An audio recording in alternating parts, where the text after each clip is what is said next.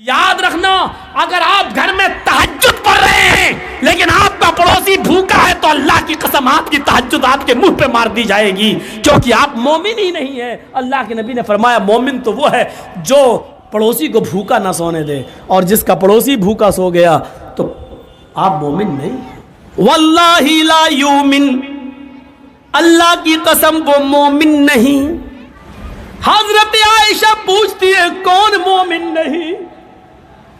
اور اللہ کے نبی کہتے ہیں وہ مومن نہیں جو خود پیٹ بھر کے کھانا کھا لے اور اس کا پڑوسی بھوکا سو جائے۔ اور پڑوسی میں ہندو اور مسلمان کی کوئی قید نہیں لگائی۔ اگر پڑوسی ہے تو یہ آپ کی ذمہ داری ہے کہ آپ پتہ لگائیں کہ اس کے گھر میں کیا بنا ہے کیا نہیں بنا ہے۔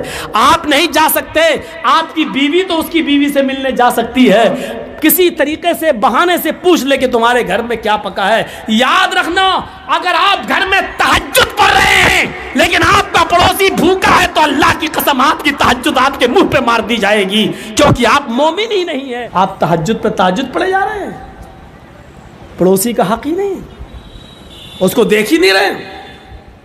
اسی لیے اسلام نے اپنی انکم کا ایک حصہ فکس کر دیا ہے، زکوٰۃ۔ زکوٰۃ 85 گرام اگر آپ کے پاس سونا ہے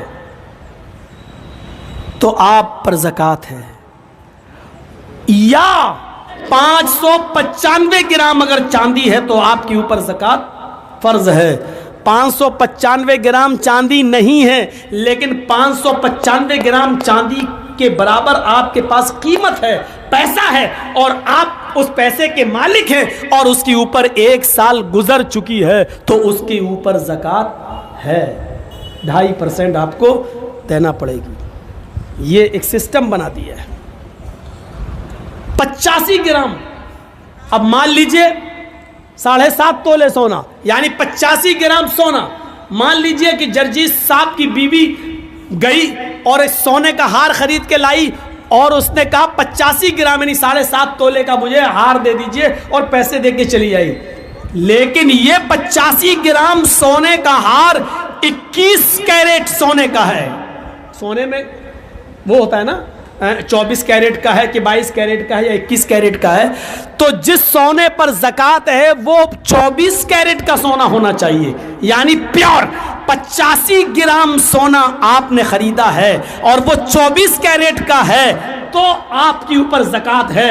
آپ نے 85 گرام سونا خریدا ہے لیکن وہ 21 کیرٹ کا ہے تو اس کے اوپر زکوٰۃ نہیں بنے گی، کیونکہ اس کو جب آپ وزن کریں گے اور جب اس کے اندر جو اور دھاتو ملی ہوئی ہے اس کو آپ نکال دیں گے تو اس سونے کا وزن جو اوریجنل سونا ہے وہ 72 گرام رہ جائے گا، وہ 72 گرام رہ جائے گا، 85 گرام نہیں رہے گا، کیونکہ 21 کیرٹ کا اگر 85 گرام سونا ہے تو 24 کیرٹ کے حساب سے وہ 72 گرام سونا بنتا ہے، تو 72 گرام سونے پر زکوٰۃ ہی نہیں ہے، اوریجنل سونا ہونا چاہیے آپ کے اوپر، آپ کے پاس 85 گرام۔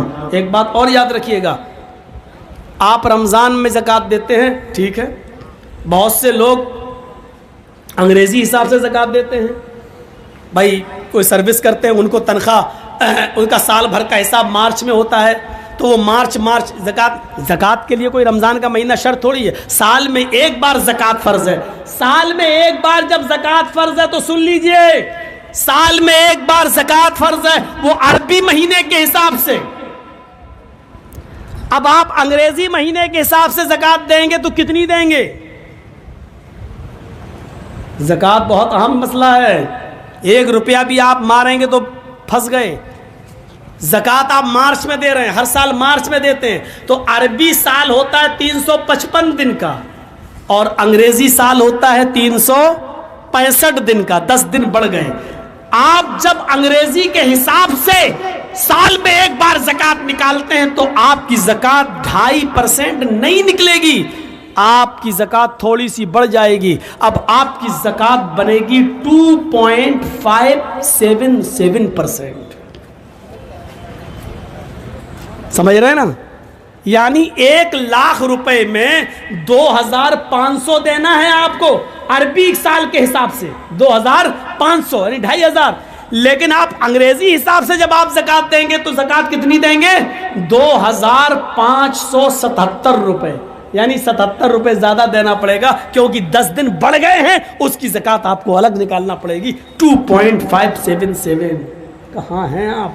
اسلام نے اتنا بھی حق نہیں مارا کسی غریب کا، یہاں تو سب کے حق مارے بیٹھے ہیں۔ زکات پوچھو کتنے لوگوں نے دی ہوگی، تو ابھی دیکھیے مولانا رمضان میں بہت لوگوں کو زکات دی ہے، کتنی دی ہے؟ کیا آپ اپنے مال کی پوری زکات ادا کرتے ہیں؟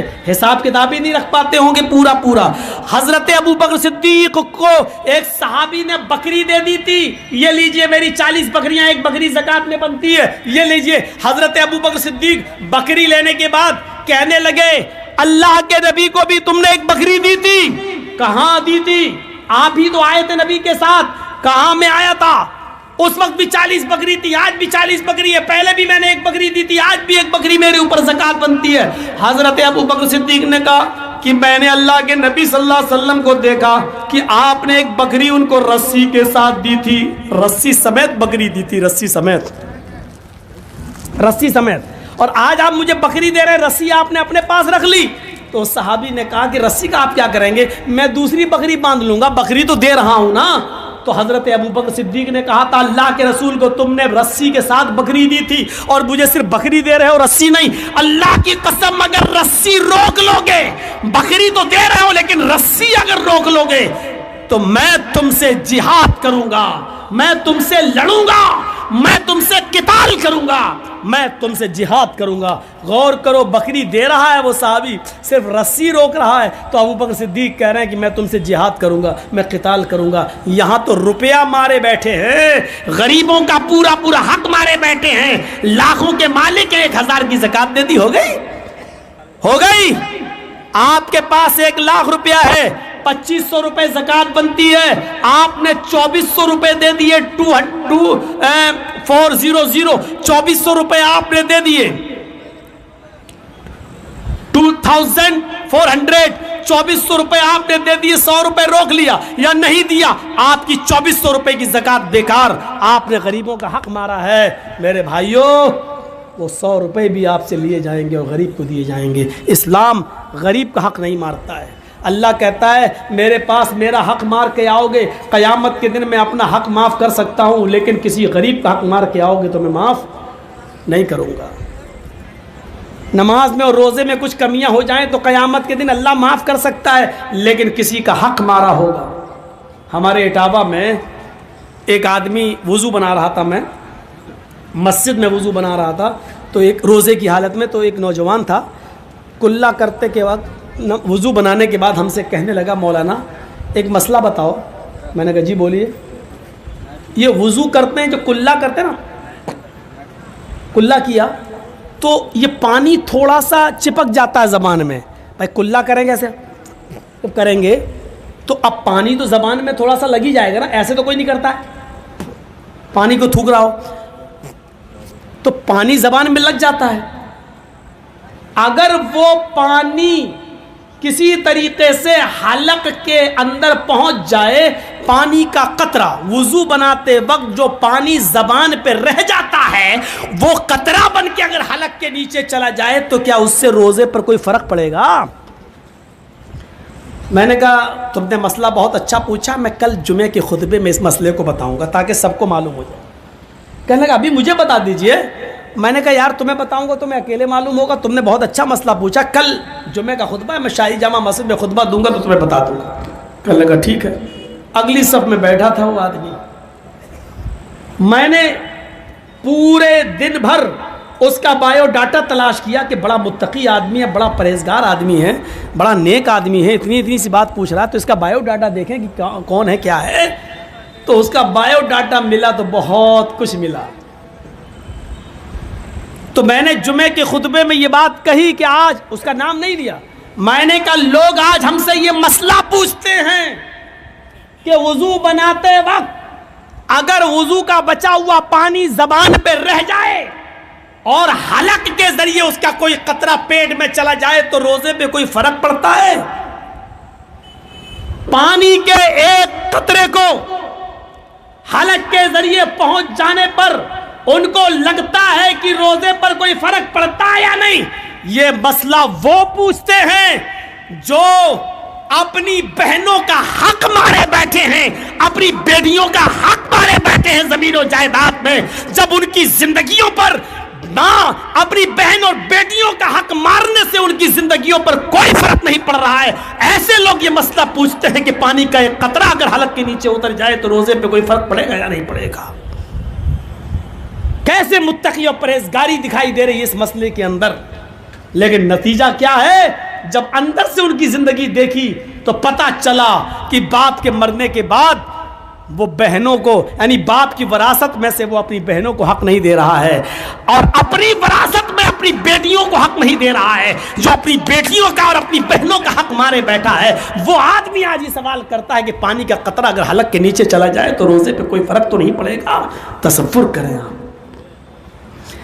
آپ اپنی بہن کو 1 لاکھ نہیں 1 کروڑ کا جہیز دے دو، لیکن باپ کے مرنے کے بعد باپ کی وراثت میں بھی بہن حصے دار رہے گی، اور باپ کی وراثت میں تمہیں جو حصہ ملے گا تمہارے مرنے کے بعد تمہاری وراثت میں سے بھی بہن حصے دار رہے گی، یعنی باپ کی وراثت میں سے بھی حصہ ملے گا اور بھائی کی وراثت سے بھی بہن کو حصہ ملے گا، اور جب بہن کی شادی ہوگی تو شوہر کی وراثت میں بھی بیوی کو حصہ ملے گا، اور بیٹا اگر مر گیا تو بیٹے کی وراثت میں بھی اس کی ماں کا حصہ بنے گا۔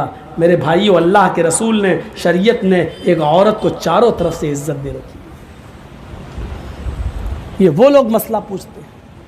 اسلام نے اتنا زبردست انتظام کر دیا ہے ہمدردی کا کہ آپ بچ نہیں سکتے، رعایت نہیں، یہ کرنا ہی پڑے گا تمہیں۔ اسی لیے قرآن کہتا ہے وَسَارِعُوا إِلَى مَغْفِرَةٍ مِّن رَبِّكُمْ وَجَنَّةٍ عَرْضُهَا السَّمَاوَاتُ وَالْأَرْضُ، اپنے رب کی مغفرت کی طرف دوڑو اور اس جنت کی طرف دوڑو جس کی لمبائی اور چوڑائی زمین و آسمان کے برابر ہے۔ دنیا میں آج انسان صرف کمانے پر لگا ہے، اسباب راحت بہت، جرجیز صاحب نے بہت کمایا، آج جرجیز صاحب کے پاس اسباب راحت بہت ہیں۔ آپ جرجیز صاحب کے گھر آئیے تو آپ کو دیکھنے کو ملے گا اس کے گھر میں ایئر کنڈیشن بھی ہے، آج اس کے گھر میں 4 ویلر بھی ہے، آج اس کا گھر بھی عالیشان بنا ہوا ہے۔ اسباب راحت تو جرجیز صاحب کے پاس بہت ہیں، لیکن ڈاکٹر نے منع کر دیا، جرجیز صاحب آپ بیمار ہیں، آپ اے سی کی ٹھنڈی ہوا میں نہیں لیٹ سکتے ہیں۔ ایسے اسباب راحت سے کیا فائدہ؟ ہم اور آپ جو کما رہے ہیں، راحت کے اسباب اکٹھا کر رہے ہیں کہ ہمیں گرمیوں میں اے سی کی ٹھنڈی ہوا مل جائے۔ ہم نے بہت کمایا، لیکن ڈاکٹر نے منع کر دیا کہ اے سی کی ٹھنڈی ہوا میں نہیں لیٹ سکتے ہو۔ اسباب راحت اتنے ہیں کہ چلنے کے لیے 4 ویلر ہے میرے پاس، لیکن ڈاکٹر نے منع کر دیا ہے صبح سویرے تمہیں روزانہ پیدل ٹہلنا ہوگا۔ اگر پیدل نہیں ٹہلو گے، کچھ دور 2-3 کلومیٹر روزانہ چہل قدمی نہیں کرو گے تو تمہارے پیر جام ہو جائیں گے، تمہیں ضروری ہے اپنے آپ کو اسٹرانگ رکھنے کے لیے تمہیں پیدل چلنا پڑے گا۔ طرح طرح کی مٹھائیاں رکھی ہوئی ہیں، رس ملائی رکھی ہوئی ہے، رسگلہ رکھا ہوا ہے، چھینا رکھا ہوا ہے، بہترین مٹھائی ہے۔ جرجیز صاحب نے بہت کمایا ہے، اسباب راحت ہے، اسی چیز کے لیے تو کما رہے تھے کہ اچھا کھائیں اچھا پیئیں، لیکن ڈاکٹر نے منع کر دیا ہے تمہیں شوگر 400 پار ہو چکی ہے، لہذا تم یہ مٹھائی نہیں کھا سکتے ہو۔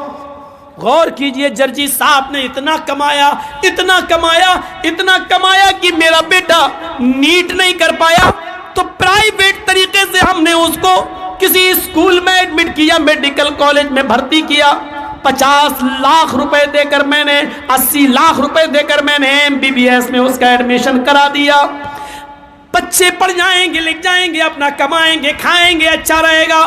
بہت زیادہ اسباب راحت ہم نے سوچ لیا تھا، بچہ ہمارا پڑھ لکھ کر بہت بڑا ڈاکٹر بن گیا، وہ امریکہ میں یا لندن کے اندر ڈاکٹری بھی کرنے لگا، اس نے وہیں پر کسی انگریز عورت سے شادی بھی کر لی۔